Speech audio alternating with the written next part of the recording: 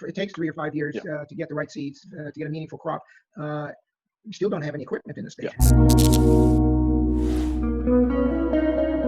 Thank you very much for joining us here on WhatCannaRadio, where we take pride in bringing a dose of reality to your conversations about hemp. We are very happy to say that today's episode is brought to you by CBD Pure. Please stick around to the end of the show to learn how you can get a 15% discount on their world-class American-made CBD products. My name is Aiden Washington. I'm happy to be your host today, and now enjoy the show. All right, Ralph, thank you very much for joining us here on WhatCannaRadio. It has been a pleasure to work with you over the last 2 years. Out of the many companies that I wanted to work with, you were part of one of them that was mostly focused in fiber and mostly focused in biomaterials and that kind of stuff. And so I'm really excited to have you on here so we can kind of talk about all the things we have been working on over the past 2 years and the things that we're looking at doing in the next few years. And so for those that don't know you, could you give a little info about who you are, how you came to the hemp industry, background? I was born in Europe with my family, came here when I was 5, studied architecture, then went back to Europe and went to graduate school in Denmark for urban planning, and then came back to the States and opened up an architecture planning firm with offices in New York City, upstate New York, and in Colorado. And we did a lot of advanced kinds of projects. We did the first solar house in the 1970s in New York State, the first wind energy building top of Cooper Union in 1970s in New York City. So a lot of advanced kinds of projects, a lot of awards. And then I morphed into real estate development and took some of those profits and invested in new green technologies. And that's kind of how I got here where I am today. We bought a farm in Vermont, and we had an organic cattle farm for 15 years. So my family was in farming, and so there's a little bit of that in me as well. So one of the companies that I have an interest in is located in Colorado, and Colorado was started with hemp 2 years at least, if not 4, ahead of most states. And one of these companies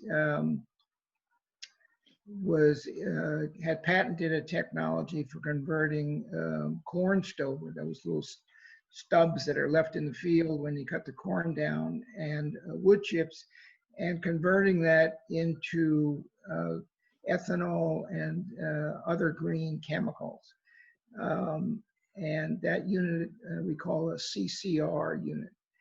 And for years, the company made money by testing people's wood chips or ag waste on this device, getting a fee, writing a report. But it was a small unit, so it could never be commercially viable, but it could do a very good test. And one day, some hemp farmers came in with their hemp stalks and said, "Can you do something with this?" We said, "Never saw these. What are they?" Oh boy. And I wasn't there, but the guys, and they put it in the device, and within 4.5 minutes, out came 3 very high quality surprises of pulp, lignin, and xylose. And that ended up kind of getting me focused, as well as getting the company focused. It sort of dropped most everything else and focused on the hemp plant. And today it's one of the leaders in Colorado. In any case, Governor Cuomo wanted to follow Colorado's lead as being making hundreds of millions of dollars at that point in time. Farmers making money where they were losing it before. And someone in the governor's office knew about my relationship with Colorado and said, would I be interested in kind of pursuing a hemp project? And I said, sure. and that's how kind of this thing got launched. So it turns out that hemp really is a very attractive plant. Maybe it doesn't have 25,000 products and uses, but it has a bunch. And that makes me very comfortable because I'm a kind of a bunch guy in terms of a generalist, and would lose interest very quickly if it was only had one perfect usage. So we set up something called PureHempNY, headquartered in Hudson, which is on the Hudson River, just about an hour south of Albany, and determined that New York was really too small by itself. It really needed a regional approach. And so I felt in my heart that if New York were going to succeed, and if hemp were going to succeed in the Northeast, then we should really put ourselves together from New Jersey, Pennsylvania, up north to Maine. And then I think we have a region that can manage well and compete with the other hemp regions in the country. One state cannot do it. I think people have pointed to Washington and Oregon, for example, that they are considered the Northwest hemp center, and have done pretty well. That is my rationale. My farm was in Vermont, so I'm very comfortable crossing the borders in the Northeast. And our focus really is the whole plant.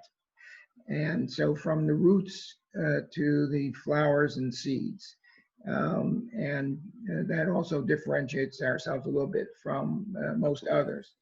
And so what we've been doing over the past 4 years, actually, is kind of focusing on 5 core project areas. One is composites, 2 is wellness, with 3 is food and drinks, 4 is ag tech, and the 5th one being fashion fibers.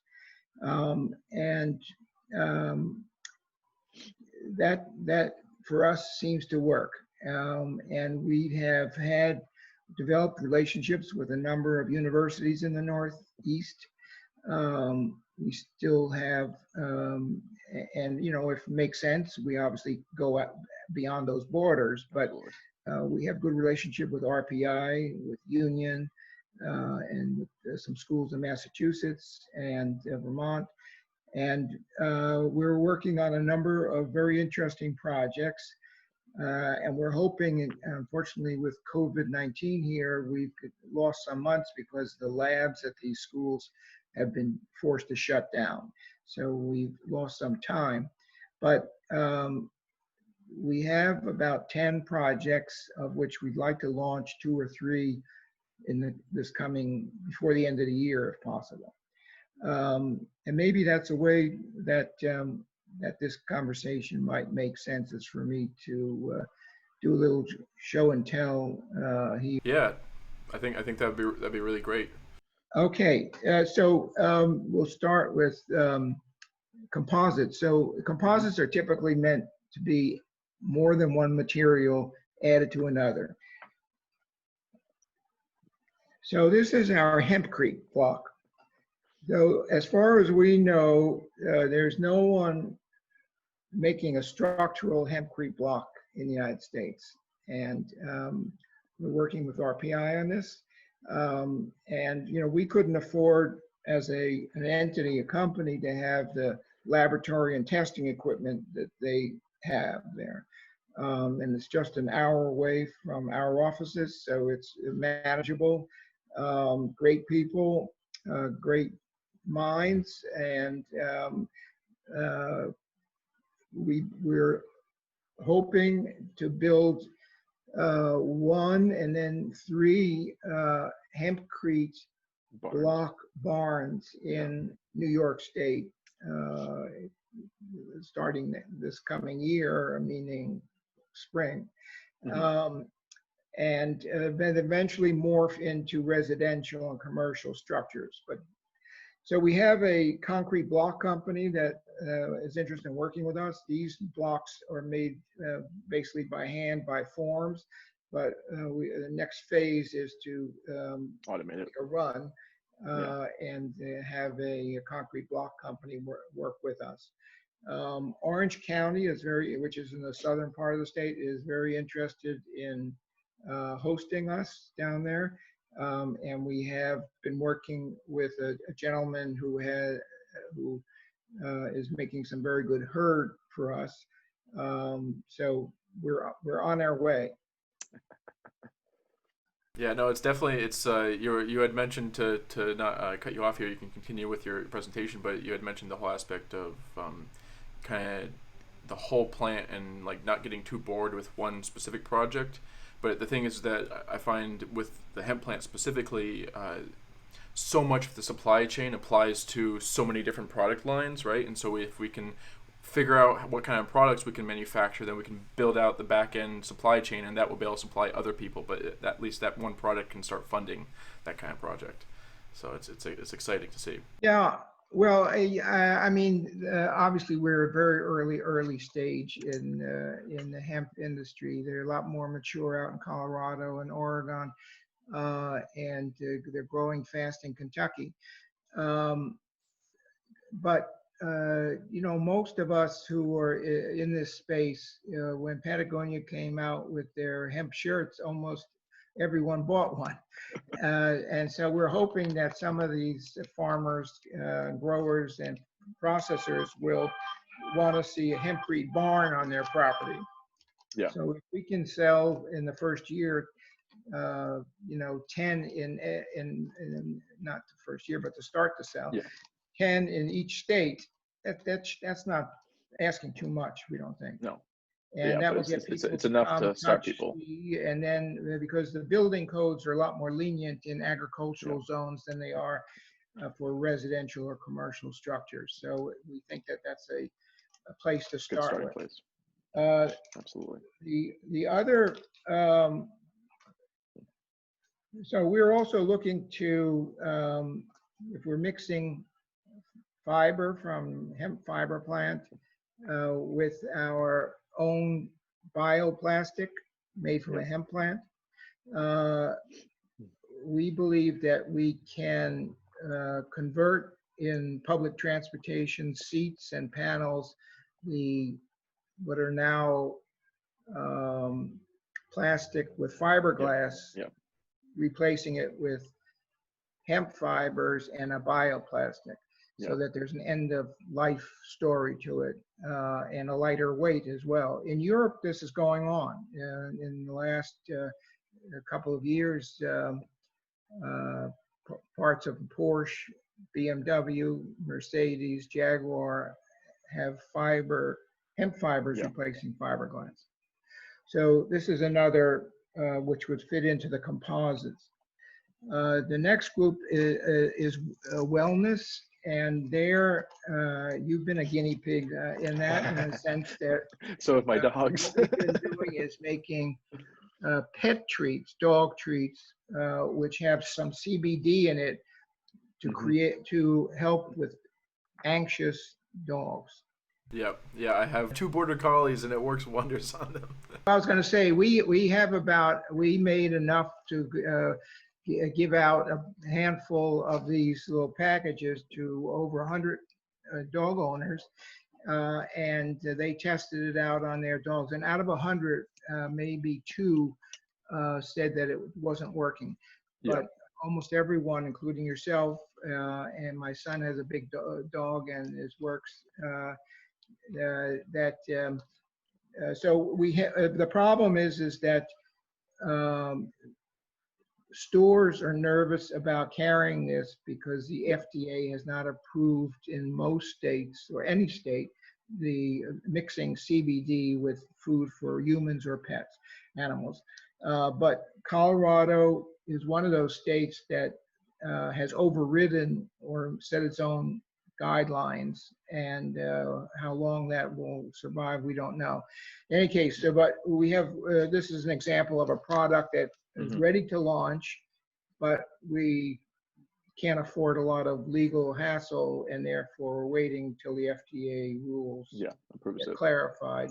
Yeah. Because there are stores that we, if we did this totally on the internet, we'd probably get by with it, according to the attorneys. But stores are nervous about putting it on because they could get fined and so on and so on. So this is another example of a wellness.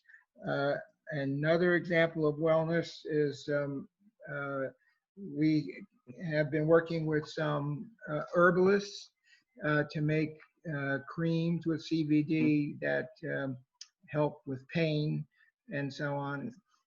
Smells great. It looks like it smells great. So, and we also have this relationship with the Albany College of Pharmacy, which we are a great relationship. are going to be taking, getting involved with in a more in-depth fashion. The third one is hemp foods, and there we have been working with importing, because there's not enough available yet here in the Northeast, importing from Canada hemp seeds, and making hemp milks and adding the seeds to cheese and doing some other interesting things. So we're hopefully, we just recently purchased our first hemp seed order from a stateside farm source, with very good quality. So that's a good indication that hopefully we will be able to generate more local. Absolutely, local products, and then get new farmers on board so that we can continue growing the supply chain. How to making some interesting flavors with the hemp milk, which are not presently on the marketplace. So because there are some big players in this field, and so that's an example of that. In terms of this is something called a, of course, everybody knows what this is. This is a 6-pack holder, and it's a big problem because the plastic ones end up on the beaches and so on. So we're trying to figure out how to make that out of hemp bioplastic that will decompose in nature. And so we're working on that. Also, this is hemp paper. Paper made from the pulp. Yeah, made from the pulp from the hemp plant. And presently there's a major company in New York that is importing this from our Colorado site. And we would like to make this in New York State, and we need to raise money to make this device, a CCR device, to be scaled up a larger unit so it can be commercially viable. But this paper is used as a textured paper. It's used for making little packages, used for watercolor artists who like the surface, and a few other uses. But we think this is a huge opportunity as well. So one of the other things about this, and this is what pulp.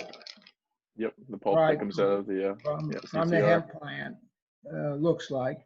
And what we have been working on slowly is replacing the styrofoam clamshell unit that you take home the hamburger, and replacing it, because it's outlawed now in New York State and New York City and many states and many cities. You're not allowed to have any more styrofoam clamshells or cups.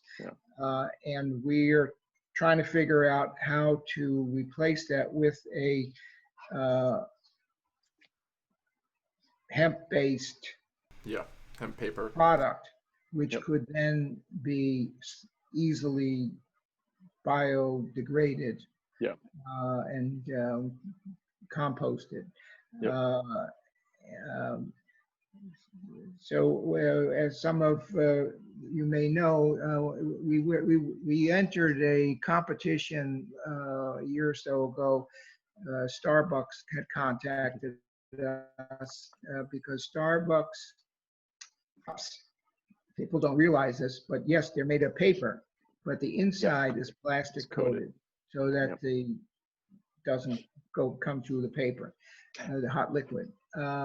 And they realized that that's a problem. They spend millions of dollars shipping their cups, used cups, to a facility in Texas, which separates the plastic from the paper, and then they recycle it or dispose it. And they were looking to us and many other potential sources. We were not the winners for making a cup which could totally decompose.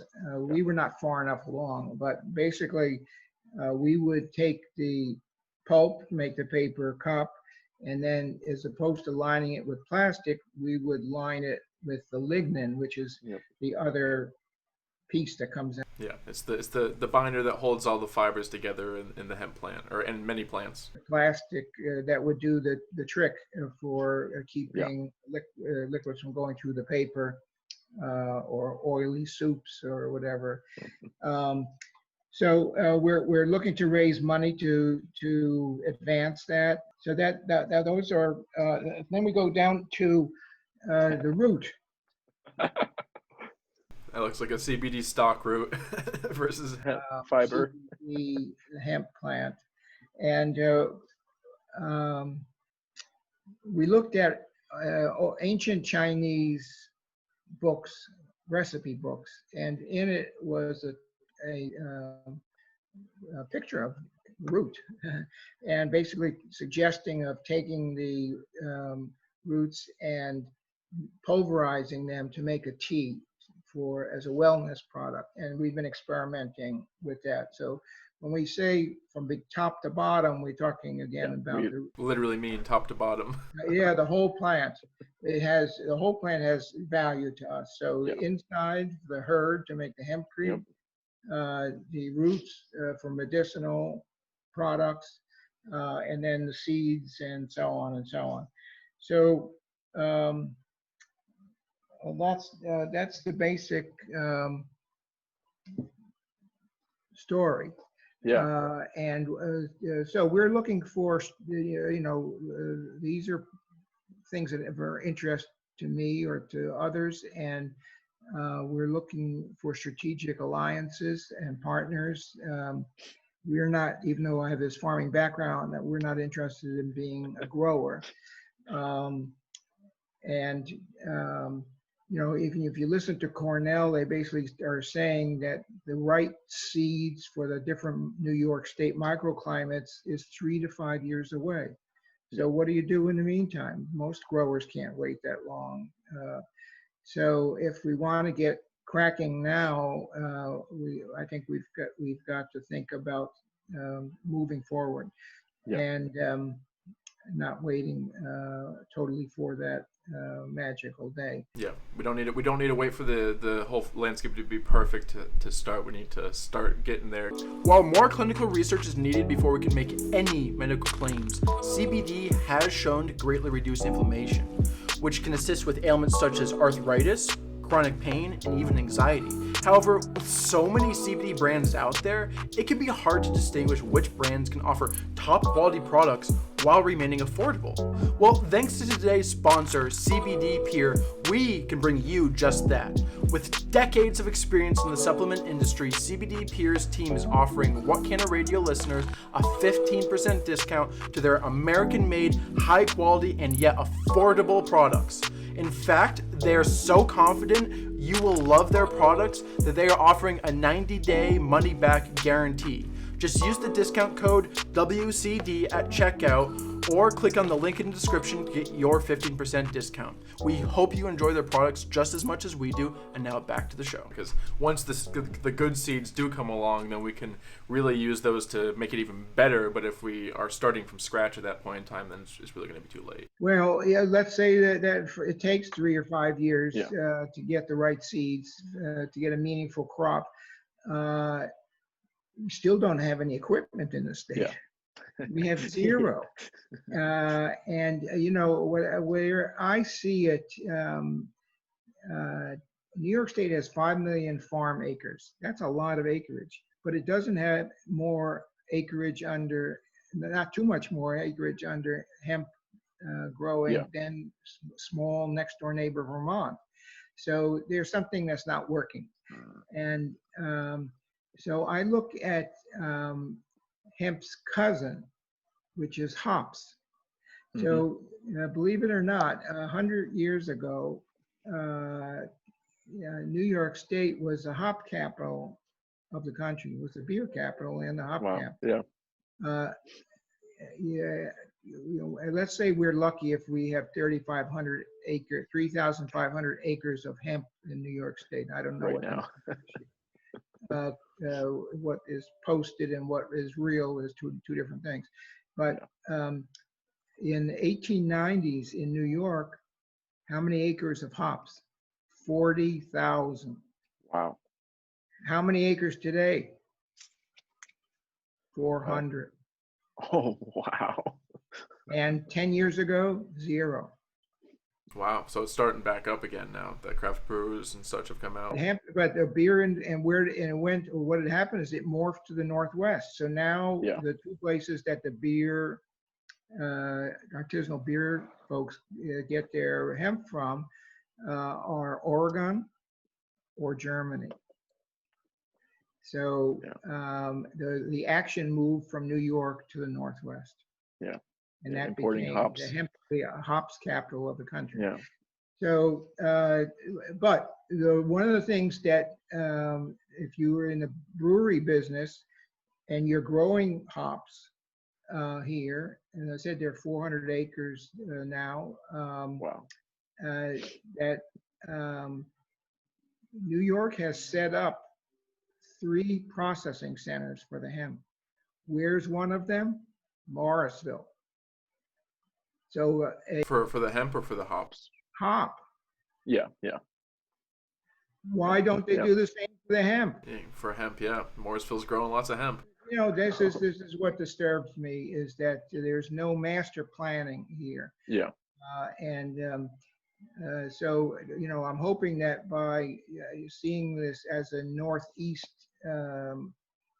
canvas, if you will, that if one state or 2 states is just not getting it at the moment, then there's another one in the region that might be a better suited candidate for hosting a decorticator or what have you. So the point is that the hop folks,